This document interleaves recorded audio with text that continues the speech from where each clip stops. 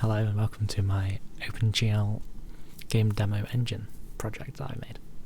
This project was made for the second project of the Soft 356 module at Plymouth University. For this module we had to create something that did something. So for this I used the project that I did for the first half of that module, which was a model loader. This model loader allowed you to load object files and DAE files correctly with the correct texture and colours if there wasn't any textures. So from here I was able to expand on that more and added in controls, a world generation system and a UI rendering system. This allowed me to create a world that we are able to wander around in. Within this world I've set up a bunch of elements which are randomly placed into the world on a flat terrain. So if we load up the game we can see here that we can walk around, we can jump, we can crouch, we can sprint, which causes our stamina to decrease. We can walk around the world nice and fine. So for this, if we break it down a bit, if we go into the main project file, we can see that I set up a bunch of methods for dealing with how the mouse interacts. We'll talk about that shortly. So the main loop is very simply just initializing everything and then rendering the file until we press Q or until the window should close, which is if there's an error or something of the sort. So for the initialize, we simply pass in how big we want the window and how big we want it, and the title of the window. From here we can set up OpenGL to load the window and set it as the default one. From there we can also then give it the mouse hook method and tie the cursor input to the window, so we have the first person movement. From here we then initialize the world. We have a header file which deals with this. From here we are able to create a terrain. This is a very simple terrain generation method which goes through and creates a specific size flat terrain with a certain number of vertices and a texture. The vertex count is how many triangles we want to make the terrain be. So the more we have, the more textures we'd show, so that it would more repeat, so we'd end up having a repeated floor texture.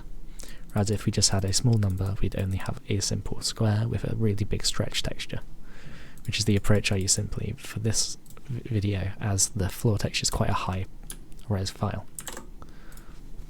And this simply just goes through and generates the floor terrain and the texture appropriately. Then from there we are using the previous project to load in objects. These objects were found on a website online, and they were a free to use public personal use license. From there we scale the tree and then place it in a random position. This could be easily edited to point it to a different object file, so different objects are spawned in its place, which allows for more items to be placed in the world to make it a more varied game. But for this demo I'm using a Christmas tree, a rock, and a slightly different rock. From here I just load in 20 of each and place them into the world in random locations. Then for the game we initialize the UI. We have a method called an object called the UI renderer which deals with all of this. The UI renderer is basically just a collection of UI elements and text elements, and then we have a couple of methods that we have to initialize for the game to show the elements.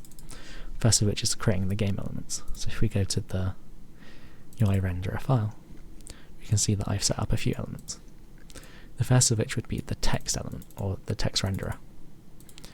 The text renderer uses a bunch of files that are generated by Hiro or Hero, depending on how you want to call it. This project can take a font and produce a font file and a PNG of the font. From here, from the font file, you're able to determine where the font is, its size, the offset from the point at which you start to draw it, and how much you advance the X value. So where it is on the page is simply just where it is on the texture file. How big it is, it's pretty self-explanatory of that one. The offset is how much you move from the beginning point to start to draw it. So for different size elements, so A would have a bigger y would have a lower y offset than B, and D. And then advance is just how far forward you move before drawing the next character. We're able to parse this file for any output for hero and use it within the game. Different fonts do have their limitations though, as some overlap a bit better than others, and some just cause weird artifacts where you'd have a straight line cut off at the edge of one of them. This is a limitation with the custom text renderer that I've wrote, which if I had more time I'd go back and fix that.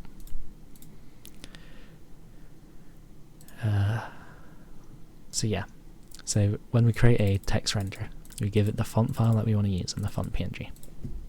Here we're using one called font, but in the folder I do have ones for two other fonts which are Impact and Comic Sans. So very easily enough we can go in and change it to Impact, and then we'd have a different font. I chose to do it this way as to make the user be able, to let the person coding that game have different fonts on the screen. This could be useful for having different fonts for the UI elements, or when characters spoke, or something like that, or for the menu. Once you set it up, you then create the text. You give it the text you want to show, the colour, the size you want it, and whereabouts on the screen. You also have to tell it how big the window is. This is so we are able to convert from pixels to OpenGL's 0 to 1 system, grid-based system. So within the create text system, we simply iterate over the text, over the string we're given, and creating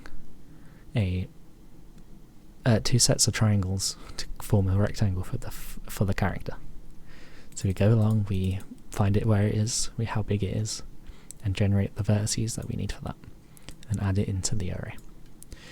We do this for each character, and then once we're done we can initialize it and pass it into the OpenGL buffers for it to then be drawn. This is done a slightly different way to all the other objects, so you do not need to initialize it as it's initialized when it's created.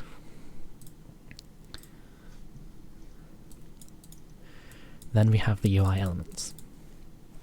The UI elements are simply, at the moment, rectangles that can be shown. Eventually we're hoping to, if I had a bit more time, to create custom shapes, to have a bit more flexibility to what we can generate. So just having circles on the screen at certain positions and stuff like that. However, having just rectangles allows us to show images in the game, as a rectangle is pretty much the basis of any image. Or, as you can see in my game demo, I have a rectangle at the bottom which is tied to the health, to the stamina of the player, so as we run around it slowly decreases. So for this, the current ones that we're seeing at the moment is the heart, which is in the bottom left. So we're making a transparent element, we're giving it a position, a size, the colour, which if you have a texture isn't too useful, but is good for debugging, so if it can't find the file it will use the colour as a fallback, but that's not too obvious at the moment, which would be another thing that I might be able to improve on. And then we're just adding in the hearts to an array, a vector even. But we can have non-transparent objects too, because what if you just wanted to show like a map in the game, you could just open up a PNG file, but haven't made a map as the map is randomly generated. So for testing I've just got a simple test image which is a cat. So we're going to place it in towards the top right, but the offset is 0.4 away from the very edge, which is how wide it is, so it'll just be in the top right corner. So we should have a test image rendered next time we load the game. So when we initialize then we have the initialize elements method, which just goes through and initializes everything, and then the draw method, which goes through and draws everything. As we can note slightly differently for this one, we have a stamina bar which is created, initialized and drawn in the draw loop. This is because the width of it changes each time we go to draw it, because the player might have used up some of the stamina, so we want to recalculate where the vertices are, just so it is more smooth. So that's just done with recreating it each time and giving it a slightly different width value based on the stamina. But there is code in the initialize even, which makes sure to clear everything down first and make sure we don't make more shader vectors, because beforehand we used to have a memory bug where the memory would slowly increase as we called initialize, because we'd create more and more shaders. And now, as I've added this little fix in, we no longer have that issue. But yeah. So now we should have a different font, with a new element on the side. There's also more customization in the well gen. We can also change the floor to a different texture, just so it seems like a different biome maybe. So if we just change it to sand and reload the game, we should have a sandy floor, as I've got a sand texture in the media folder. As a to note, the grass texture it was before was a lot larger. So hopefully, as it's a smaller file, the thing shouldn't take as long to load and should use a lot less memory. So if we run it again, we should be able to see our changes. So now we have a cat in the top right, slightly different font at the bottom, it's a bit hard to tell, and then a sandy floor. There's a couple of limitations with this demo though. As you can see, as we go towards the edge of the platform, we can walk off the edge perfectly fine and into the abyss. And then if you turn around, we can also see that a bunch of rocks are spawned under the ground. I think this might be because the rocks object is actually quite a big rectangle and not just the small rectangle encompassing the rock. So the origin of it is actually a lot further away. So when we rotate it, we don't just rotate the one object, we rotate it from an axis point, so it rotates quite a distance away. So this could be fixed just by simply using a different rock model maybe. But if I had a bit more time, I would like to allow it to detect if a player was close to the edge and spawn a new floor and maybe some more terrain around the edge. This could be aided in procedural generated content if I had a bit more time. Another issue that I'd like to address if I had a bit more time would be how the text renderer works. Different fonts have a different overlap. So you might have a font that overhangs over a different layer. With the current system, the textures kind of don't mesh properly, so you end up with a cut-off line for one layer, so that's a bit of a limitation. And another limitation that I would like to improve on if I had a bit more time would be allowing a bit more variety in the elements we're creating on screen. So be able to have a circle on the screen with a texture in it and stuff like that. But I'm pretty happy with what I created, since I did pretty much all of it from scratch. I didn't use any external libraries for loading in the text, or creating the rectangles or the floor, or loading in any of the objects. The only external libraries I used was GLM to work out how everything's placed and the positions of everything and a bit of the maths. And that was it.